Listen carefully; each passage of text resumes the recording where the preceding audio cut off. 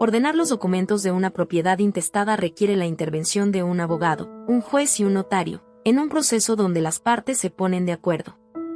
El proceso puede complicarse si las partes no se ponen de acuerdo, esto llevaría años en los tribunales.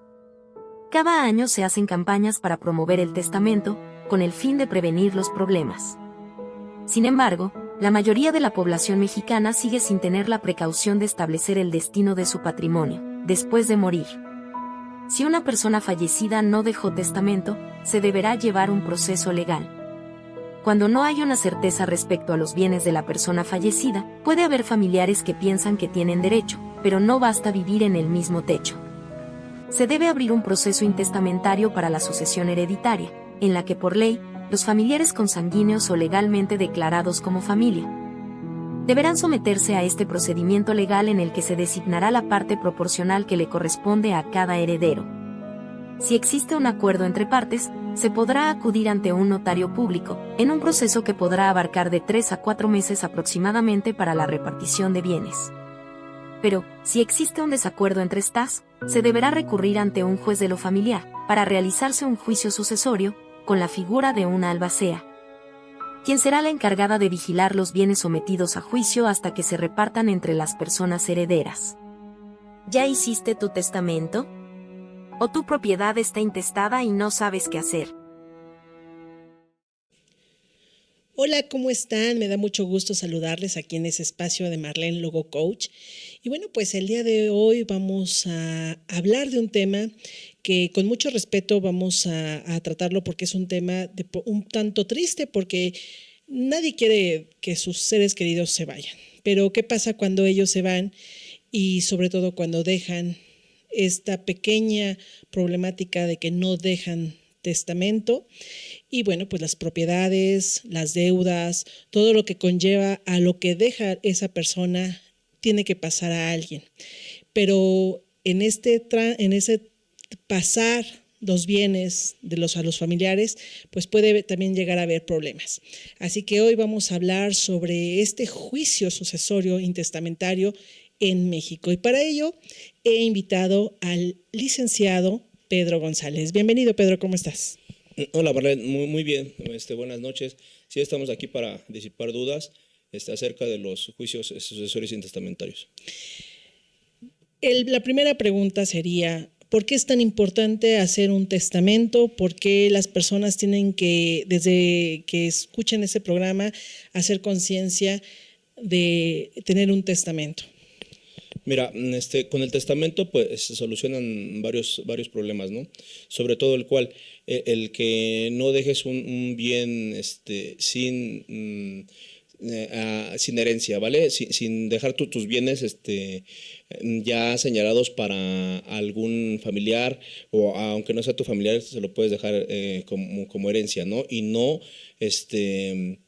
el no haber testamento, ¿qué es lo que sucede? Que muchas veces la familia entra en conflicto sobre, a mí me pertenece eso, yo quiero esto, ¿no? Entonces es ahí el tema muy importante del testamento. De hecho, en Ciudad de México creo el mes de septiembre, hay el mes del testamento que sale más económico y es muy recomendable realizarlo para que posteriormente del fallecimiento de los familiares no haya ningún tipo de problema. En esta parte de los juicios intestamentarios que se dan, hay varios casos y me ha tocado ver a varias familias que de pronto, por ejemplo, hay un ejemplo, hay una persona que quiere vender una propiedad, se la heredan, pero el momento en que quiere vender la propiedad se da cuenta que está en intestado porque alguno de los padres pues falleció y estaba por un vínculo conyugal por bienes mancomunados. Entonces se da cuenta que la propiedad que ha sido heredada pues está intestada, entonces pues no la puede vender. ¿Qué puede hacer esta persona para que este intestado pues totalmente se libere? ¿Cómo es este proceso de los juicios intestamentarios? Sí, mira, el juicio sucesorio intestamentario se apertura en los juzgados familiares en la Ciudad de México, ¿vale? Aquí lo que se va a realizar primeramente la persona que cree que tiene derecho abre esa sucesión, ¿sí? Llamando a todas las demás personas, pueden ser en este caso hermanos, la esposa, el esposo, ¿sí? Depende qué es quién haya fallecido o la persona de cuyos. Y posteriormente se realiza una búsqueda en el Archivo General de Notarías y en el Archivo Judicial del Tribunal Superior de Justicia mediante oficios, los cuales tienen un costo. ¿Para qué? Para ver efectivamente que no exista ningún juicio ya abierto, ninguna sucesión y ningún testamento, ¿vale? Para que se pueda seguir adelante con este juicio sucesorio. Ahora, eso es en el mejor de los casos si las personas se ponen de acuerdo. No necesariamente, eso se tiene que abrir, estén o no de acuerdo las personas. Ya posteriormente en las siguientes etapas se verá si se llega a un acuerdo todas las personas que sean posibles herederas o si tienen algún conflicto sobre la repartición de bienes. Ahora, ¿qué pasa si, por ejemplo, alguien vive en esa casa que a lo mejor no son hijos, a lo mejor son sobrinos, tienen otro tipo de parentesco? O es la persona que de pronto cuida, ¿no?, a la persona adulta mayor y esa persona fallece. Entonces, el hecho de que viven en el mismo techo implica que puedan aspirar a la herencia, o, como tú lo mencionaste, solamente tiene que ser lazo consanguíneo. No, mira, si hay testamento y esta persona está en el testamento, pues no hay más que hablar, ¿no? Pero si está en un juicio intestamentario por esta situación, él no tiene ningún derecho si solamente vive ahí y cuidaba a la persona, ¿vale? Ok, entonces yo ya me doy, ahora viene otro caso, que al final de cuentas son casos para que el público lo vaya como identificando, así que si le queda alguno de estos casos, ¿no? También está, por ejemplo, la esposa. Vamos a suponer que una esposa, ella fue la que construyó la casa, ella fue la que trabajó para tener esa casa, ese patrimonio. El esposo, pues, no apoyaba mucho, pero era parte de esta relación conyugal. Fallece el esposo y de pronto ya pasan años. Ella sí tiene testamento, sigue viva, pero ella ya asignó a sus hijos en el testamento, ¿no? Pero se da cuenta que de pronto dice, vamos a vender la casa, tengo que vender la propiedad. Y se da cuenta que su casa, porque al final de cuentas ella la pagó, ella estuvo ahí, ella hizo todo, se da cuenta que su casa está intestada por algo que se llama bienes mancomunados. Eso también, ¿cómo se libera en el mismo juicio? ¿Y si está intestada o no está intestada? Mira, sí, sería por sociedad conyugal. Si estos bienes se adquirieron al momento de que estaban casados por sociedad conyugal, entra ahí una parte intestada, ¿no? Que sería el 50% que le correspondería al de cuyos, que en este caso que me comentas es el esposo, ¿vale? Entonces se tendría que abrir la sucesión de él para poder vender ese inmueble, ¿no? Para que no se tenga ningún tema, porque el notario al momento de querer vender te va a decir, a ver, sí, pero tu acta de matrimonio, y en el mismo juicio intestamentario se exhibe el acta de matrimonio que nos menciona que estaba casada por sociedad conyugal. Entonces eso se tiene que disuadir en la sucesión intestamentaria. Y ya viéndonos como en esta cuestión, ya pasamos ahorita las fiestas decembrinas, en donde mucha gente no quiere ir a las convivencias familiares porque se pelean hasta lo hacen memes, ¿no? Sí, que la familia se pelea por los terrenos de la abuelita, que entre hermanos se pelean, entre tíos. Pero esto parece meme, pero realmente es algo muy delicado. ¿Qué pasa, por ejemplo, cuando la mamá quiere heredar y está en vida y dice, voy a hacer mi testamento y voy a heredar a uno de mis hijos? Entonces ya ella cree que ya hizo su testamento y que ya le corresponde cuando ella ya no esté, le va a corresponder esa herencia a uno de sus hijos. Pero los hijos se enteran que justamente en este mismo tema que estamos hablando, que está una acta conyugal por bienes mancomunados, y uno de los hijos se entera que ellos pueden también apelar o generar como esta disputa por el otro 50% que es parte del papá. ¿Se puede hacer esto? Sí, como lo mencionas y como te mencioné anteriormente, efectivamente se tiene que primero realizar esa sucesión testamentaria del papá para que se pueda vender el inmueble o se puedan adjudicar los bienes hereditarios. ¿Sí? Esto es muy importante porque no porque esté el testamento vas a dejar afuera la sociedad conyugal que se tuvo en algún momento y que esos bienes se adquirieron en la sociedad conyugal. ¿Sí? Es muy importante resaltar eso y como dices, muchas personas piensan que tienen el derecho, pero también no saben todo lo que conlleva ese tipo de juicios. Ahora, ¿qué pasa si alguno de esos hijos que quiere pelear esa parte intestada también está casado por bienes mancomunados? ¿La pareja de ese hijo también tiene derecho a una parte de esa herencia? Pues sí tendría, porque se va a adquirir algo dentro algo donde él está por sociedad conyugal, ¿vale? Así sea la compra de un inmueble, o sea, por herencia, le va a corresponder a la persona con la que esté casado él por sociedad conyugal. Entonces vamos como un poco redondeando. Para que se inicie un proceso, un juicio sucesorio testamentario, intestamentario, tengo que asistir primero con un abogado, quien me va a asesorar. Sí, sí, como te comento, si no hay testamento, pues sí se tendría que ver con un abogado. ¿Para qué? Para que él inicie esta sucesión y sobre los informes, ahí ya, los informes que te mencioné al principio de esta plática, ahí ya se vea si se sigue adelante con el juicio sucesorio intestamentario o en su caso, si hay un testamento, pues ahí mismo en el juzgado ya se va a aperturar ese testamento, ¿vale? Después de esto, ¿qué sigue? O sea, ya hubo una apertura. Estamos en el mejor de los casos en comunicación. Vamos a plantear que la familia sí está en acuerdo. ¿Qué sigue? Bueno, la segunda etapa del juicio sucesorio intestamentario es los avalúos, se exhiben los avalúos y ahí se tiene que llegar a un acuerdo, como tú lo mencionas, sobre todo la masa hereditaria, porque no nada más son inmuebles, ¿no? Puede haber cuentas bancarias, puede haber coches, puede haber varias situaciones o varios muebles, inmuebles que pertenecen a esa masa hereditaria. Entonces todos tienen que estar de acuerdo en el valor de las cosas, ¿vale? Para que posteriormente en la administración y en la repartición, que son las siguientes etapas, pues no haya ningún tipo de problema.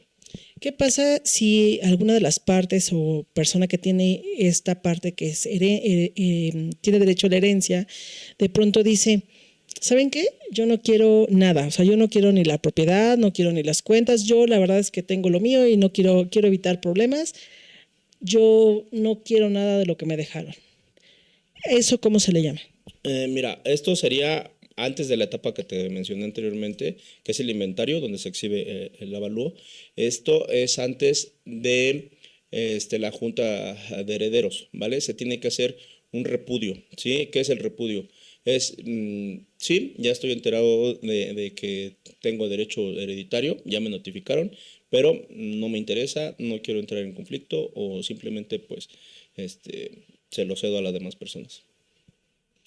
¿Y qué tiene que ver un tanto, por ejemplo, entra otra figura muy importante que a mí me gustaría que nos explicaras, que no necesariamente tiene que ser quien puede ser parte de la herencia, pero le llaman albacea? O sea, ¿es alguien que puede ser ajeno a la herencia o puede estar también involucrada? Sí, o sea, se puede nombrar a albacea, no sé, un ejemplo, son 4 hermanos y si los 4 están de acuerdo, nombran a uno como albacea, ¿vale? Va a representar y va a estar cuidando, se podría decir así, todos los bienes de la masa hereditaria. ¿Sí? En el inventario él va a exhibir los avalúos, se va a hacer cargo de todo ese tipo del juicio, ¿sí? Y posteriormente él también se le tiene que dar un 2% adicional a lo de su masa hereditaria, como pago, ¿vale? Pero también podría entrar alguna persona que no es del juicio, ¿sí? Que no es parte del juicio, ¿sí? Como un interventor, perdón. Entonces, esto también es importante que se tenga conocimiento, porque la albacea pues, puede ser alguien parte del juicio. Ahora, vámonos al caso extremo donde nadie se pone de acuerdo, donde todos están peleando, donde están en el arrebato, ¿no? Esto es mío, o yo puse más, tú pusiste menos. Es el mismo proceso, es un juicio, ¿no? Sucesorio intestamentario, pero aquí, ¿cuáles son las desventajas de que no me pongo de acuerdo? ¿Es económico, moral? ¿Cuál es el desgaste de alguien que no se pone de acuerdo? Pues ambas, ¿no? Muy desgastante. Un juicio que a lo mejor te puede durar un año por todas las etapas. Si no se ponen de acuerdo, no sé, 5, 6 años, 10 años, ¿no? Dependiendo de los conflictos que se tengan, porque no estoy de acuerdo con el avalúo, no estoy de acuerdo con la repartición, entonces que empiezan a promover amparos, a promover recursos, ¿sí? Un juicio de amparo te dura 6 meses y luego la revisión un año. Te estoy hablando más o menos, no es que duren eso, pero más o menos es el tiempo estimulado. Pero, o sea, si llegas a un convenio, bueno, no convenio, sino a una buena plática entre todos las partes herederas, pues en un año, te estoy hablando de un año, 7 meses, que se llega a finalizar ese tipo de juicios. Y es que ya saben, es muy importante ponerse de acuerdo, la comunicación, todos siempre vivimos en conflicto, pero a veces siento que una propiedad que más o menos estamos hablando de 1 millón a 2 millones por ejemplo, en Ciudad de México, ¿no? En una colonia, pues que su plusvalía es una plusvalía normal. Estamos hablando que si están 2 o 3, 4 hermanos peleándose por un departamento o por una propiedad más o menos de esa cantidad, el juicio, pues yo creo que se va a llevar, a veces sale más caro el pelearse que el ponerse de acuerdo, ¿no? Sí, por supuesto. Aquí ya varía mucho los honorarios de los abogados. Si entran en conflictos, pues te van a cobrar por cada recurso, cada juicio de amparo que promuevan, ¿no? ¿Por qué? Porque se entra una complejidad ahí del asunto. No es lo mismo iniciarlo y decir los honorarios del abogado van a ser tanto, pero si va caminando como debe de, ¿no? Si ya existe una complejidad, pues ahí también hay diferentes tipos de problemas, como cuáles, como por decir, los inmuebles anteriormente pueden cambiar de lote, ¿no? Entonces, aunque tú estés de acuerdo, si cambió ese número, el juzgado te hace tramitar ante la alcaldía de número oficial y alineamiento, y que estos trámites duran igual 6 meses. Entonces, te digo, conforme va caminando el juicio, es como el abogado también te va a decir, ¿sabes qué? Aquí se me atravesó esto, pero te va a comprobar fehacientemente, ¿no? Y como en el trámite que es. Pero es mejor platicarlo entre todos, llegar a un acuerdo entre todos, que estarlo, pues, evadiendo o peleando, ¿no? Y más o menos para que el público se dé una idea, tomando este ejemplo de que más o menos las propiedades están entre 1,5 millones a 2 millones en una colonia normal, en porcentaje, ¿cuánto estaría cobrando un abogado en una tarifa general en México? Más o menos, ¿cuánto están cobrando por este juicio? Sí, mira, bueno, hay abogados que lo cobran por sección, no sé, 20,000 pesos por cada sección, se divide en 4 secciones, y aparte un porcentaje que sería del 3 al 6% es lo que se estaría... Del valor total de la propiedad. No, de la propiedad no, sino del valor total adjudicado, porque no nada más, como te comenté, no nada más son inmuebles, ¿no? Puedes adjudicarte cuentas bancarias, carros, todo tipo todo lo que sea de la masa hereditaria, todo eso ahí se toma el porcentaje. Ahora ya están los hijos que de pronto se están peleando por la herencia de los padres que no dejaron testamento, pero también al momento de estar como en esta adjudicación o querer adjudicarme la herencia, ¿también me adjudico las deudas? Pues no que te las adjudiques, pero sí es posible que los bancos o a quien tú le adeudes pueda promover una tercería para ver si con la masa hereditaria se puede llegar a cobrar esa deuda que tenía el de cuyos. Sí, porque desafortunadamente, y así que lo voy a mencionar de forma muy abstracta y el público lo descifrará. Hay mucha gente que tiene muchas deudas y que pues toma decisiones muy fáciles, pero aparte que se van sin testamento, también se van dejando esas deudas. Sí, efectivamente, como lo mencionas. O sea, hay personas que prefieren no lo pago y ya y al momento de fallecer pues dejan esa deuda, ¿no? Dejan esa deuda y puede ser de un bien hipotecado, puede ser una deuda de un crédito, pero todo esto depende también mucho de las instituciones financieras, pero sí es posible que puedan intervenir en las sucesiones intestamentarias. Entonces el juicio tiene 4 etapas, que en la primera se hace la apertura Así es. del caso. La segunda es inventario, que te comenté, ahí se exhiben los avalúos. La segunda es la de administración, donde se ven los gastos que se han erogado sobre el predial, el pago de luz, todo ese tipo de cuestiones. ¿Y quién lo va a hacer? El albacea, ¿vale? Y en la cuarta ya es la repartición, que ahí ya se viene, como su nombre lo dice, se le reparte a cada quien lo que le corresponde. Y ahí hay otra cuestión que me parece muy importante. ¿Hay también un pago de impuestos? ¿O eso nada más cuando se venden las propiedades? En las propiedades es cuando se pagan los impuestos, ¿no? Y se tiene que hacer un saneamiento. ¿Qué es esto? Que no tengan ningún adeudo, como te comenté, de luz, de agua, de todo ese tipo de cuestiones de predio, ¿sí? ¿Para qué? Para que esté libre y se pueda escriturar. Si no, no es posible. En la misma notaría te va a decir que no se puede escriturar. Entonces, una casa que está intestada no se puede vender, se tiene que llevar un proceso intestamentario. Pues de que la puedes vender, pero que sea legal, pues no es legal. No es legal. ¿Vale? Lo recomendable es hacer el juicio sucesorio intestamentario, tener ya el documento donde se te está adjudicando y ya con ese, sí, posteriormente hacer la escritura ante un notario. Si alguna de las personas que nos están viendo quisieran que les llevaras este acompañamiento en un juicio sucesorio intestamentario, ¿puede ser en cualquier parte aclaro, en cualquier parte de México?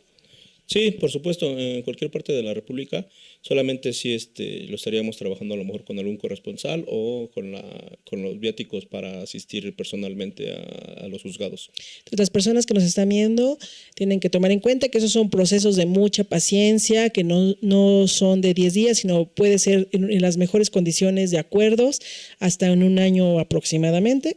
Sí, efectivamente, aquí dependemos mucho de los trabajos de los juzgados. Porque yo te puedo decir, si yo lo quisiera, pues en 6 meses ya está, ¿no? Pero si los juzgados tienen mucha carga de trabajo, no se puede durar 1 año, 2 años máximo, pero de que se soluciona, se llega a solucionar. Claro, si las personas están en la discusión, pues se puede llevar hasta 10, 20 años o quizá. Sí, efectivamente, hasta, es malo decirlo, pero hasta luego llegan a fallecer las mismas personas que están en el conflicto. Ok, bueno, pues ese es un tema que a mí me parece que es muy importante que las personas lo tomen en cuenta porque estamos viendo, como bien lo mencionó el licenciado Pedro González, es muy importante que el testamento, cada año hay convocatorias aquí en la Ciudad de México principalmente, en las jornadas de testamentos, pero ¿qué pasa cuando no hay? Bueno, pues ya estamos viendo que es dinero, tiempo. Es más, a veces hasta se pierde la misma familia, ¿no? O sea, como esa disputa y entonces ya las familias se desintegran por una cuestión que se puede arreglar perfectamente en acuerdos, ¿no? Si en lugar de 4 hijos que se están peleando y que cada uno contrata a su abogado, ¿puede haber un abogado para los 4? Sí, sin ningún tema. Como bien lo menciona, siempre y cuando haya un tipo de acuerdo, porque si hay conflicto, pues también nos va a decir que me represente tu abogado, ¿no? Eso también no lo llega a hacer las personas porque están en conflicto, pero si todo va encaminado al mismo resultado, pues lo recomendable es que un solo abogado lleve todos los asuntos. Así puede amenorizar costos y el abogado también lo trabaja más fácil. Bueno, pues yo te quiero agradecer muchísimo por esta plática, que en 25 minutos no se puede como abarcar todo, pero queremos que el público tenga esta parte importante de conocer los juicios sucesorios intestamentarios. ¿Algo que quieras concluir? Bueno, como lo comentaste desde el principio, es importante el testamento, pero también se puede solucionar con el juicio sucesorio intestamentario. Te agradezco mucho el tiempo y pues estamos a la orden con cualquier duda. Claro que sí. Bueno, si tienen alguna duda, si quieren contactar al licenciado Pedro González, bueno, pues ya saben, aquí mismo, en el mismo espacio, dejen sus comentarios. Al final de la rúbrica van a ver ahí dónde dejar sus comentarios. Han visto un correo y bueno, pues ahí nos pueden encontrar y también yo les puedo pasar el contacto para que pueda llegar su caso y encontrar una solución.